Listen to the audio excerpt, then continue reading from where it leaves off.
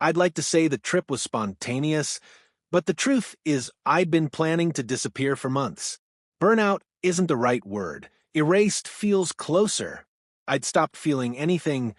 Joy, anger, even hunger came late. My job as a software analyst had turned into a loop of meaningless deadlines. My girlfriend left last spring, and I hadn't spoken to my friends except through muted group chats. So, when I found the listing for the cabin, it felt like an answer. It was tucked somewhere in northern Vermont, miles off the main road. The photos showed a small wooden house, pale blue window frames, and a deck facing endless forest. Perfect solitude, the description said. I wanted that. I wanted silence. I left before dawn. The highway was almost empty, and for a while I felt something close to peace. When the GPS told me to turn onto a dirt road, I hesitated. No signs, no other cars, just a single track winding between trees so dense they swallowed the light. The further I went, the more the reception bars on my phone disappeared until there were none. By the time I reached the cabin, fog had rolled through the forest. Everything was damp and muffled, like the world had been wrapped in cotton. The cabin stood alone on a patch of flattened grass. No neighbors, no power lines. Just trees. Inside, it smelled of pine and dust. A single bedroom, a small kitchen, a bathroom that barely fit one person. The decor was simple, wood everywhere, and an old mirror over the fireplace that looked slightly warped, like the glass had melted once and cooled wrong. I dropped my bag, opened the windows, and listened. Nothing. Not a bird, not a plane, not even wind. Just the slow tick of the clock above the door. I told myself that was the point, to be alone. To hear nothing. But already, a small part of me missed noise. I made dinner from canned soup, drank a beer, and sat on the deck until the sky went black. The stars were sharp and close, like you could pluck one down. I almost convinced myself this would help me reset. Then came the sound, a single crunch of leaves, close from the edge of the treeline. I froze. Another step, slow, deliberate. I shone my flashlight but saw only fog and dark trunks. Maybe an animal, I thought. Deer. Fox. Anything normal. I went back inside, locked the door, and told myself to relax. Yet when I lay down, the sound came again, footsteps circling the cabin, brushing against the outer wall. I held my breath until silence returned. When I finally slept, I dreamed of standing outside the cabin, staring back at myself through the window. Morning brought thin sunlight through the mist. The forest looked different, less like scenery, more like something watching. I tried to shake it off. Coffee helped. I spent the morning reading an old book left on the shelf, some forgotten thriller whose pages had yellowed. Around noon, I decided to walk. There was a trail behind the cabin that led deeper into the woods. After 10 minutes, I found footprints. Not mine, they were larger, deeper, recent. I crouched to examine them, but the soil was too soft to tell which direction they led. When I looked up, I realized the trees around me had grown closer together, as if the forest had shifted. A faint ringing started in my ears, and for the first time, I felt dizzy. I turned back, following what I thought was the same path, but ended up looping twice before spotting the cabin roof through the branches. Relief hit hard. Back inside, the clock above the door read 4:15 p.m., but my watch said 3:40. I checked my phone. No signal still. The battery was already at 70%, even though I'd barely used it. That night, I left the porch light on. At 1 a.m., I woke to tapping on the window. Soft, rhythmic. When I looked, there was nothing, just condensation on the glass and a faint handprint fading from inside, not outside. I didn't sleep again. I woke late, heavy-eyed. The first thing I noticed was the mirror above the fireplace. Something about it felt wrong. Maybe it was the light, but my reflection seemed delayed. When I moved my hand, there was a fraction of a second before it copied me. I blinked, and it was normal again. Sleep deprivation, I muttered aloud. The sound of my voice startled me. It had been nearly 2 days since I'd heard another human voice. To distract myself, I went outside to gather wood. I found the same footprints again, circling the cabin this time closer than before. I measured them against my boots. They were identical. That night, I tried not to look at the mirror. I read until the words blurred, then turned off the lamp. The silence pressed on my eardrums like weight, and then, faintly, a voice whispered my name. I sat upright. Who's there? Nothing. Just wind slipping between the boards. I told myself I imagined it, but then it came again, softer, almost inside my head. Ethan. I ran to the door, yanked it open, and shouted into the dark. My voice vanished into fog. No echo, no reply, just stillness. When I turned back inside, the mirror caught my eye. My reflection was smiling. I threw a blanket over it and didn't move until morning. I woke to knocking. Not on the window this time, on the front door. I nearly tripped rushing to answer it.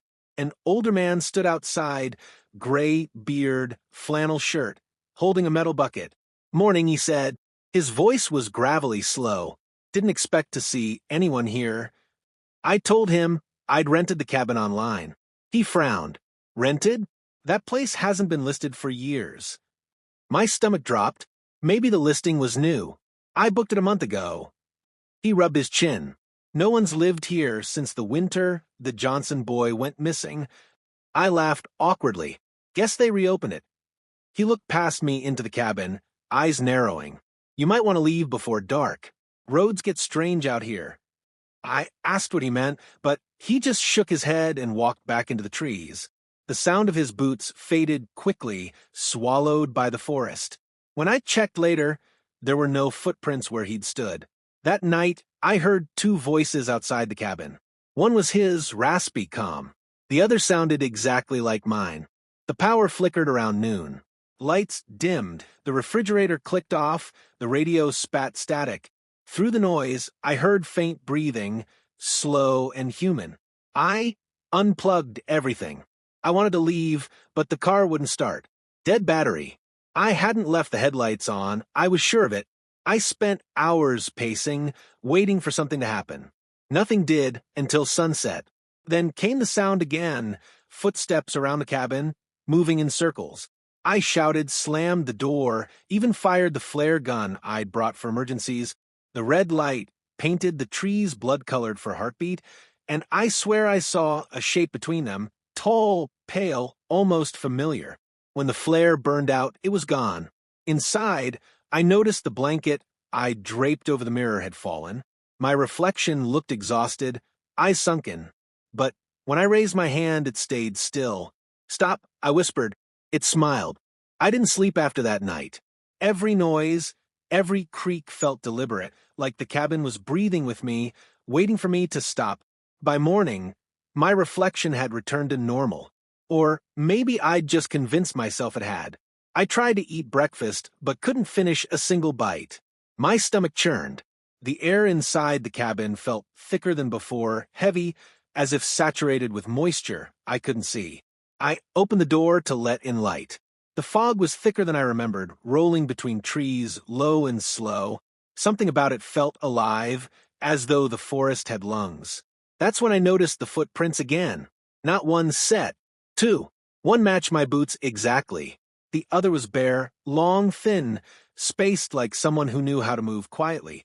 They circled the cabin and led toward the woods. I don't know what possessed me, but I followed. The forest was silent. Even my breathing felt intrusive. The deeper I went, the darker it grew, the trees leaning closer, as if eavesdropping. After a few minutes, I saw it, a small wooden shed half-collapsed under moss and rot. I shouldn't have gone inside, but I did. The smell hit first, damp paper and decay. Then I saw the notebooks.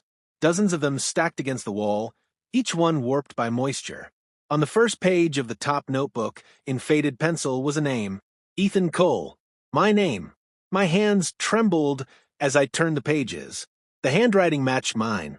Each entry was dated years apart, 2009, 2015, 2021, all describing the same events. The footsteps, the mirror, the man in the woods. The last page was written in a shaking scrawl. If you're reading this, it means you came back again. Don't stay after the fifth night. It learns you. It copies you. Leave before sunset, or it will take your place. Something snapped behind me, with breaking, soft breathing. I froze, heart hammering. Slowly, I turned toward the door. Nothing. Just fog drifting through the open entrance. When I stepped outside, the footprints were gone. I sprinted back to the cabin, grabbed my bag, and threw everything into the car. The battery light flickered red, but the engine started. Relief flooded me. I hit the gas and followed the dirt road back the way I came. 5 minutes later, I saw the same bent pine tree I'd passed earlier. 10 minutes after that, the same fallen log. Then the cabin came into view again. I slammed the brakes so hard the tires skidded on gravel. My chest tightened. I turned the car around and tried another direction, faster this time. Same result. No matter how far I drove, the forest bent back on itself. When I stopped, I could hear the engine ticking, cooling down. Underneath that sound was something else, soft humming, like a person trying to mimic a tune they barely remembered. It was coming from the woods.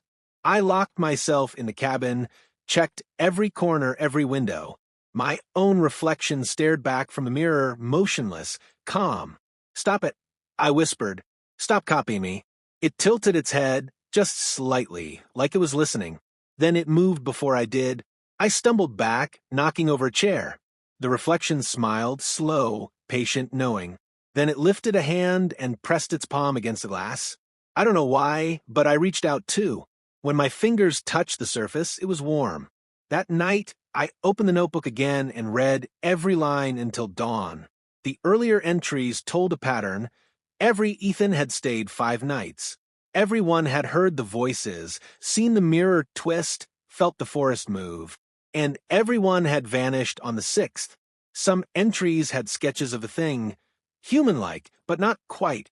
The notes said it could only enter once you acknowledged it, once you looked too long. It learned your steps, your voice, your handwriting, until it didn't need you anymore. I burned half the notebooks in the fireplace, but the smoke didn't rise. It sank, curling back toward me. I swear I heard whispers inside it. That's when I realized the cabin clock had stopped at 2:47 a.m. It never ticked again. A knock at the door jolted me upright. I almost ignored it, but then a familiar voice said, "It's me, you." I froze. The voice sounded exactly like mine. Same tone, same cadence, even the same nervous edge. "Open the door," it said again, softer now. "You're not safe in there. It's not the real cabin." I held my breath. The doorknob began to turn, slow and deliberate. I ran to the back room and barricaded myself. The knocking stopped, but now footsteps moved inside. Calm, confident, pacing like someone who knew the space. It whispered my name again, but this time, the voice came from every wall. When I dared to look into the mirror again, it was gone. The reflection, the room behind me, nothing. Just endless forest. I stopped keeping track of time after that. My phone battery drained even though it was off. The air felt charged, like static before a storm. I could hear voices outside, dozens of them now, all whispering the same thing in different tones. "Come out, Ethan." Every time I blinked, the cabin seemed smaller. The walls felt closer. When I opened the door, the forest was right there, not steps away, but inches. Something was pressing its face to the window, just out of focus. I couldn't see its features, but I knew it was me. I grabbed the flare gun and pointed it at the glass. "Leave me alone." I screamed. The thing smiled, the same twisted, delayed smile from the mirror, and whispered, "You already did." I fired. The flare shattered the glass, and the room filled with red light. When the smoke cleared, there was no one there. But the reflection on the shards of glass still showed me, still moving, still smiling. I must have blacked out, because when I woke up, sunlight was pouring through the broken window. Everything looked normal again. The fog had lifted. Birds chirped outside. For a few minutes, I convinced myself it was all a dream. I packed, started the car, it worked, and drove. This time, the road led out of the forest. I almost cried with relief when I saw pavement again. Civilization. Signal. People. When I stopped at a diner in the nearest town, the waitress smiled politely and asked where I'd come from. "The cabin up on Hollow Creek Road," I said, her face drained of color. "There's no cabin up there anymore," she whispered. It burned down 3 years ago. I laughed, too loudly. No, it's still there. I just left. She backed away slowly. You should go, she said, almost under her breath. We don't talk about that place. When I checked the map on my phone, the road wasn't listed. Neither was Hollow Creek. Back in the city, everything felt off. My apartment looked the same, but the lights hummed louder, colors seemed slightly wrong, too warm, too vivid. I tried to sleep, but my dreams kept replaying the cabin. The mirror, the fog, the whisper. I kept waking at 2:47 a.m. every night, gasping for air. One morning, I caught my reflection staring at me again. I blinked, it didn't. I smashed the mirror. Glass everywhere. But in every shard I saw the same face. Mine, smiling. I taped over every reflective surface in my apartment. Laptop screen, windows, even my phone camera. But sometimes I still catch movement in the corner of my eye. That's why I'm writing this here, because I don't know what else to do. I found this subreddit while searching for similar stories. I needed someone to tell me, I'm not insane. If you ever find a listing for a cabin on Hollow Creek Road, don't go. If you've already been there, burn your clothes, break your mirrors, and never go near the woods again. I think it follows through reflections, through memories, through the part of you that wants silence. Because sometimes silence isn't empty. It's waiting. We found the Reddit account Ethan_Cole89 still active, but no further posts. According to local records, there's no one by that name residing in Vermont or New York. The cabin at Hollow Creek burned down in 2019 after a missing person case. Investigators found 2 identical journals at the scene, both written in the same handwriting, both signed Ethan Cole.